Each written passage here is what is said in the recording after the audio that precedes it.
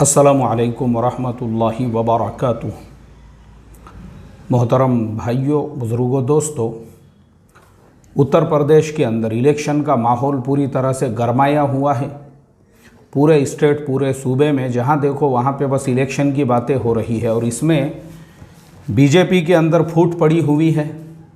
हम देख रहे हैं अपनी आंखों से 11 जनवरी 2022 को जिस तरह से बीजेपी के कई एमएलएज ने राजीनामा दे दिया।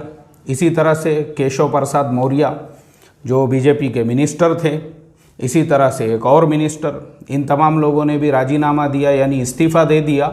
और इस्तीफ़ा देने के बाद में अक्सरियत जो है वो समाजवादी पार्टी के साथ में आज खड़ी हुई है। तो इससे ये पता चलता है कि बीजेपी से लोग जो है पूरी तरह से नाराज़ हैं।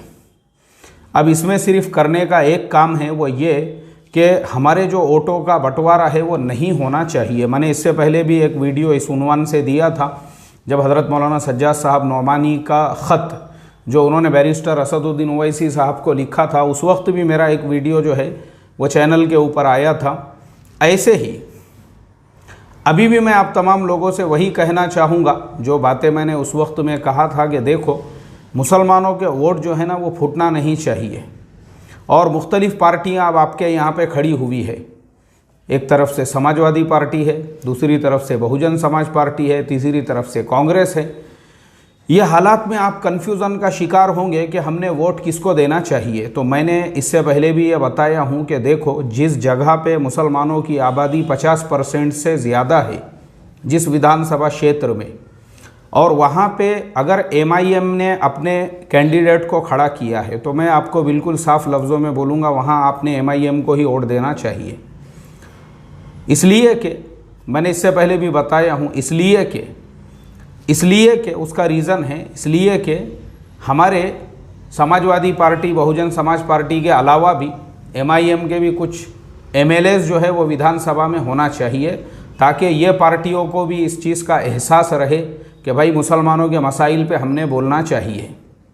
साफ लफ्ज़ों में मैं बोल रहा हूँ आपको।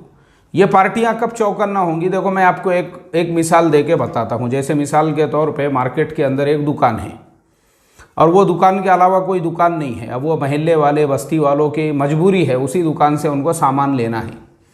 लेकिन जैसे ही मार्केट में एक और दुकान ओपन हो गई, अब कुछ लोग वहाँ पे भी जा रहे हैं, तो ये जो पहले दुकान वाला है, इसका जो एटीट्यूड है ना वो खुद ब खुद चेंज हो जाता है। जो पहला दुकान वाला था, जिसको लगता था कि बस यहीं पे यहाँ महल्ले में मेरा ही राज है, मेरे अलावा दूसरा कोई दुकानदार नहीं है, तो वो जिस एटीट्यूड से कस्टमर से बात करता था और जो उसके अंदर की अकड़ होती थी, वो पूरी तरह से ख़त्म हो जाती है। जब वो देखता है कि मेरे महल्ले के लोग दूसरी दुकान पे भी जा रहे हैं, तो अब वो क्या करता है कि उधर ग्राहक न जाए, इसके लिए अब जो इधर वाले हैं उनके साथ में नरमी का, उनके साथ में जो है बराबरी का मुआमला करने लगता है। ये होना ज़रूरी होता है। ऐसे ही समाजवादी पार्टी हो या कांग्रेस हो, इन लोगों की एक मेंटालिटी और थिंकिंग ऐसी बिल्ड हो चुकी है, हमारे अलावा मुसलमानों का कोई नहीं है और मुसलमानों को वोट देना है तो बस हमको ही देना है। तो उनकी ये जो सोच है ना, ये सोच ये बदलने के लिए हमको कुछ कैंडिडेट्स को, कुछ उम्मीदवारों को, और जहाँ पे 50% से ज़्यादा मुसलमानों की आबादी है, वहाँ पे एमआईएम के एमएलएस को भी विधानसभा में भेजना ज़रूरी है, ताकि इनको ये पता चले कि भाई मुसलमान खुद अपने बलबूते के ऊपर भी अपने 10-12 एमएलएस जो है वो विधानसभा में भेज सकते हैं। तो फिर वो क्या करेंगे, दूसरी मर्तबा में भले बीजेपी की गवर्नमेंट बनो या किसी की भी बनो, फिर वो आज़म खान साहब के मसले में जो है इंटरफेयर करेंगे वो।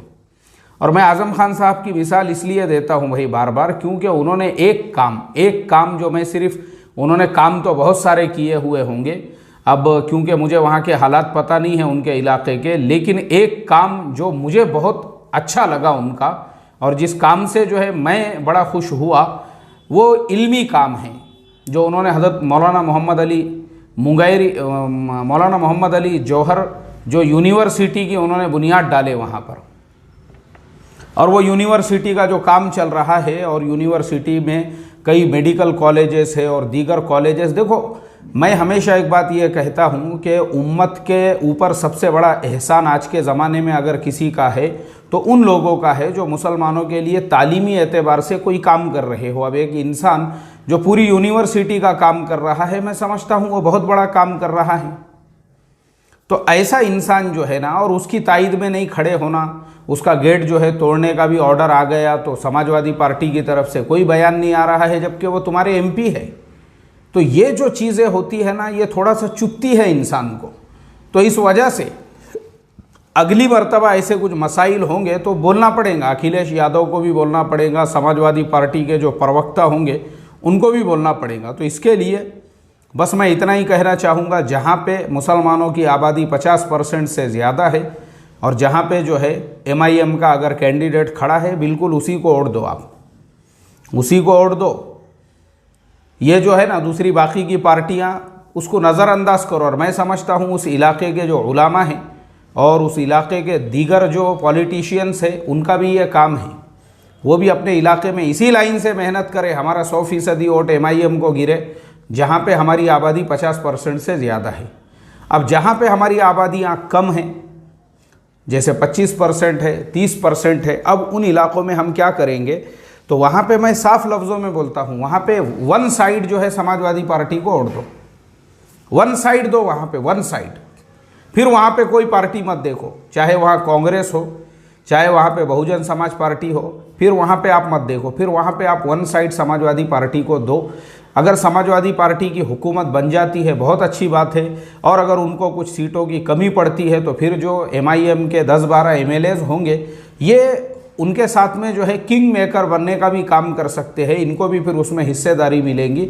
और जब उनको गवर्नमेंट में और हुकूमत के अंदर हिस्सेदारी मिलेंगी तो हिस्सेदारी मिलने के बाद में फिर बहुत सारे जो मुसलमानों के मसाइल है, जैसे मैंने आपको बताया कि वहाँ पे 8,500 मदरसे पिछले 5 सालों में बंद हो चुके हैं। इस पर कोई बात नहीं करेगा, लेकिन मैं बात करूँगा क्योंकि मेरे पास ऑथेंटिक रिपोर्ट है उसकी।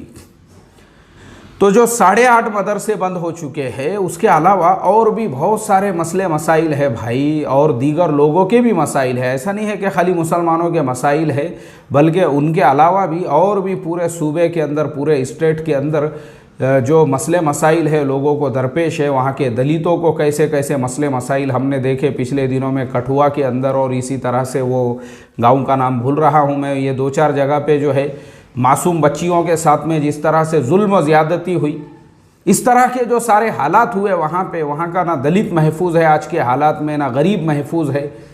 अल्लाह रहम का मामला करे तो कम से कम वो लोग भी जो है थोड़ी सी राहत की सांस लेंगे, उनके भी मसाइल को आप हल कर सकते हो, क्योंकि लीडर वो होता है जो सबको साथ में लेकर चले। तो बस मेरा आज का मैसेज इतना ही था कि देखो अभी इलेक्शन का माहौल है, इलेक्शन के माहौल में भाई हमने 100% फैसला ये किया हुआ है, हमारे वोट जो है इस तरीके से पड़ना चाहिए।